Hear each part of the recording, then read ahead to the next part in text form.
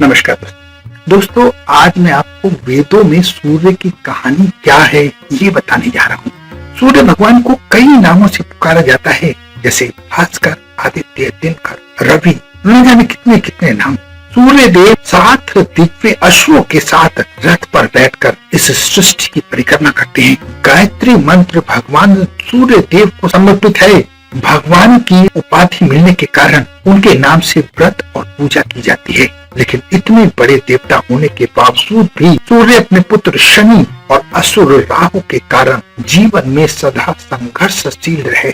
सूर्य को वेदों में भगवान का नेत्र, उनकी ऊर्जा और जगत की आत्मा कहा गया है। हिंदू धर्म में पूजे जाने वाले 33 कोटि देवताओं में से सूर्य भगवान एक हैं, जो 9 ग्रहों में भी एक प्रमुख स्थान रखते हैं। और यही कहानी मैं आपको बताने जा रहा हूँ। आज से कई युगों पहले असुरों के नाश और जगत के कल्याण हेतु भगवान नारायण का अंश से देवताओं की माता अदिति और ऋषि कश्यप के यहाँ एक बच्चे का जन्म हुआ।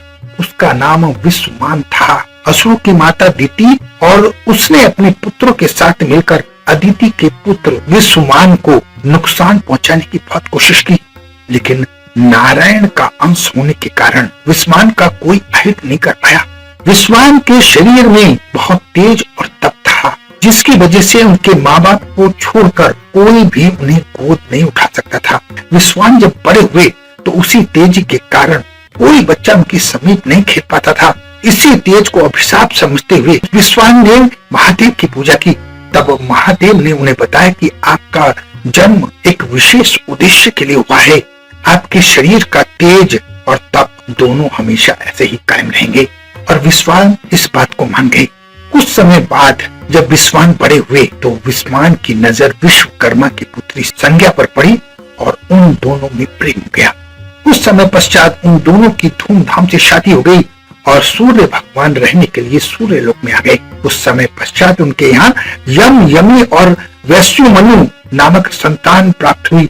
लेकिन अकस्मात ही सूर्य के शरीर का तेज बढ़ने लगा। देवी संज्ञा अब सूर्य के ताप को सहन नहीं कर पा रही थी। इसके समाधान के लिए उन्होंने अपनी देह से एक छाया उत्पन्न की। छाया को अपनी जगह छोड़कर वो दूर घोर तपस्या के लिए चली गई। संज्ञा के जाने के बाद उनकी छाया सूर्य देव के बच्चों में घुल मिल गई और सूर्य भगवान के समीप जाने लगी। लेकिन तभी नारद मुनि आए। उन्होंने छाया को समझाया कि सूर्य देव से ज्यादा ना घुले मिले, इसका परिणाम बहुत दुखद होगा। लेकिन छाया नहीं मानी। परिणाम स्वरूप उनकी कोख में शनि आ गया। जब शनि का जन्म हुआ तो उनका वर्ण श्याम था, जिसे देखकर सूर्य भगवान को संदेह हुआ। जब उन्हें सारी कहानी पता चल गई तो उन्होंने शनि को अपनाने से मना कर दिया। संज्ञा ने तपस्या से वापस आकर अपना परिवार संभाल लिया, मगर सूर्य देव ने फिर भी छाया को स्वीकार नहीं किया और उसके बाद छाया अपने पुत्र शनि को लेकर धरती लोक पर आ गई। उधर शनि जब बड़े होने लगे तो उन्हें सूर्य देव की सारी बात पता चली। तब अपनी माँ के अपमान का बदला लेने के लिए वो सूर्य लोक गए और अपनी माँ के सम्मान के लिए सूर्य से भिड़ गए। परिणाम ये हुआ कि सूर्य और शनि दोनों में युद्ध छिड़ गया। शनि के प्रकोप से जहाँ सूर्य को कुष्ठ रोग हुआ, वहीं पिता सूर्य के क्रोध से शनि तिल तिल बिखर गए। शनि की माँ ने उन तिलों को चुना और अपने पुत्र की जीवन रक्षा के लिए सूर्य भगवान की पूजा आराधना की। इसी के बाद दोनों पिता पुत्र शांत हुए और सूर्य ने शनि को अपने पुत्र के रूप में स्वीकार कर लिया। अपना बहुत ध्यान रखें, हंसते रहें, मुस्कुराते रहें, खुश रहें। धन्यवाद।